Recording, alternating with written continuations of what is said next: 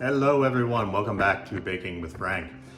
So today we are tackling a family favorite, cheesecake.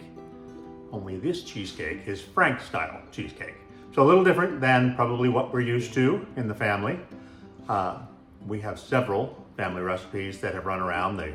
Probably the most popular being Aunt Ruthie's cheese pie, which is actually made in a pie pan, traditional pie pan with a graham cracker crust. Quite delicious. Quite delicious. Aunt Ruthie was my grandma's sister on my dad's side, so my great aunt. Second being a no crust cheesecake that was made by my mom's best friend, Faye, and became my favorite. And it's something that I still make all the time, just because it's easy and fun and has a couple of ingredients, and it's one of the few things that I can actually cook. So, anywho, today's cheesecake. So, I did a little bit of research simply because I'm not really sure what a cheesecake looked like, right? In Frank's recipe, he just says cheese.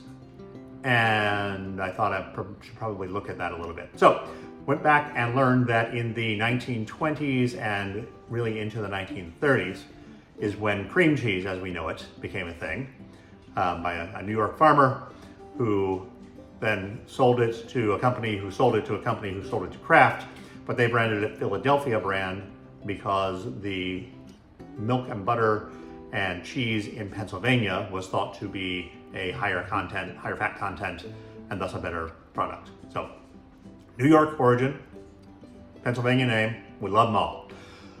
All right, let's get started. So, out of the gate, we are going to make a crust. Now, I will tell you that I'm certain, although I'm not going to do it, I'm certain that a prepackaged crust will work just fine because we're baking with Frank, and Frank wouldn't have had that. I'm going to try to do that all on my own. But of course, because I don't have graham crackers in the house, and you know this is all about what I have in the house, I'm going to go to my friends at the Girl Scouts, and we're going to make a shortbread. Come on, brain, shortbread crust. So let's get started on that. All right, so we have the one sleeve of the cookies in the thing. We're going to use a mom tool, get another mom tool. Well, I can get one out of the jar. Let's see. Logistics. Okay. Which is a potato masher, vintage potato masher, and just crunch these little pups up. Yes, I absolutely could, and I encourage you to put these in a food processor, and probably in the future I'll do that, but you know, Frank wouldn't have had a food processor. So we're going to go the old-fashioned way here and just chop them up. I have absolutely no idea just how many of these it's going to take. So we're going to do a little measuring in the middle as well. I should also mention on the cheese, so traditionally, this cheesecake could have been made of anything because there were savory cheesecakes, there were sweet cheesecakes, etc., etc. We know that we're making a sweet cheesecake. So prior to the 20s and even into the early 20s, cheesecakes were made with curds, cheese curds, which is cottage cheese.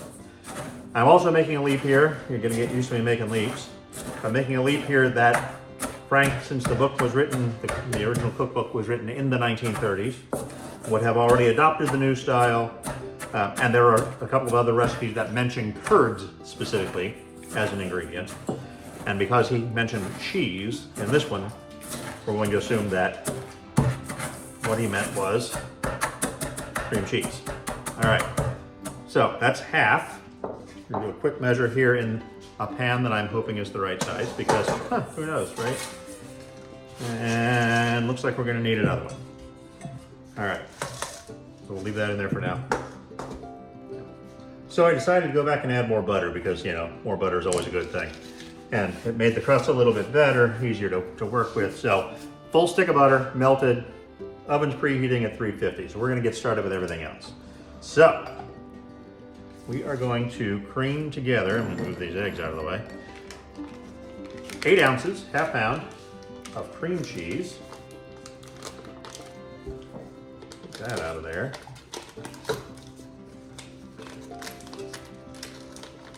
For those watching at home, and because I've already mentioned the brand, no, this is not Philadelphia brand, it's what I had at home. Say it with me. All right, there's that. We are putting in 1 stick of butter, so a 1/4 pound of butter. per Frank's instructions. And we are putting in a 1/2 pound of sugar. So, pull out our trusty scale here. I've already got it set at 1/2 pound.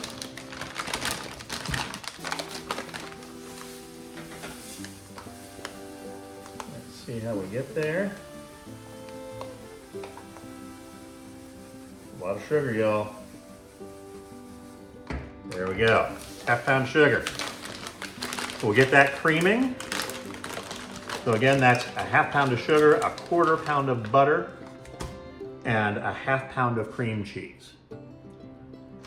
So, everything creamed together over here. I'm going to put out 2 ounces of flour. Yeah, I've never seen one with flour in it either. We're all learning together, look at that. Also, I realized while I was doing some of the other things that I'm totally repping for my friends at Bake Me Happy in Columbus, Ohio. This is a gluten-free bakery that has things that will change your life. I will point you toward, well, anything. The scones, the cookies, the cakes, everything. Freaking delicious. BakeMeHappyGF.com. That is not a paid advertisement. These are my friends and their stuff is phenomenal. They can bring to Cincinnati stores though. Anyway, back to us. Okay, so flour going in. We give that a stir, then we'll throw in some eggs. All right, good stir on that. Let's put in a couple of eggs. There's one. There's 2. Not sure if you can see the bell over here, but she's keeping a close eye on everything that we're doing. Really, in the end, just hoping that I drop something. All right, I'm gonna turn that up. Not gonna subject you to that sound, but much like all of the Frank recipes, this one doesn't include any flavoring. So we've already discussed in an earlier episode that I'm a fan of the almond flavor, so we're gonna put in some almond flavoring and some vanilla. I'm gonna do a glug of each. A glug is a technical term that you will come to love. And then we're gonna get this in a pan, all right? So I'm mixing up the batter. And it just, well, I was having some questions about size. Let me rephrase. I was using a very large pan, and I had some concerns that the batter that I have wasn't going to fill the pot. So I have switched over now, and I'm using one of Mom's original 1960s Pyrex pans. This has been to Arizona and back. She got it in Kentucky for her wedding, I think. I don't know, something like that. But I've known this pan for at least 50 years. Probably a few more years than that. We're not going to talk about that right now.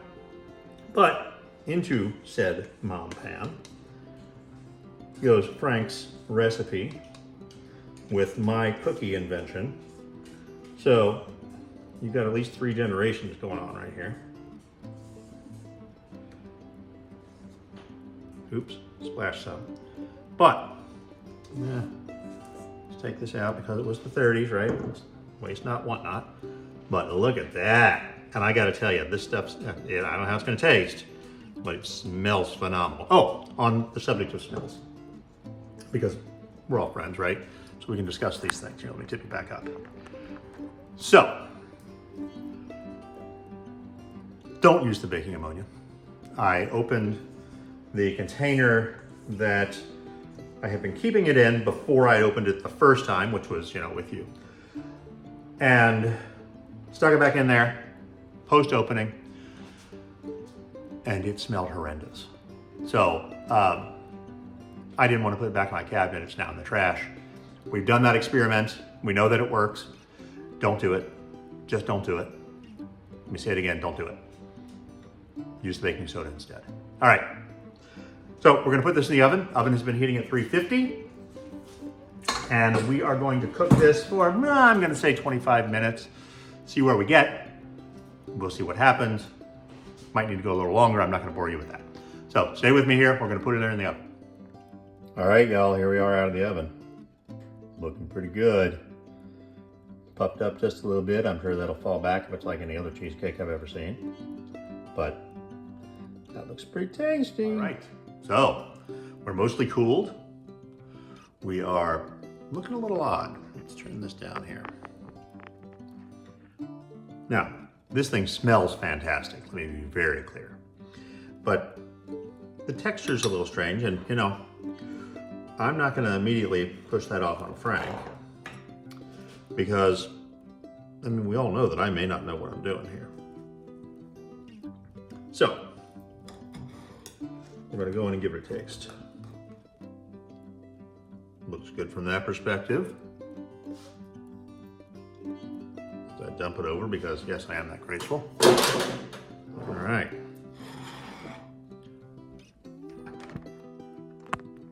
Okay, here we go.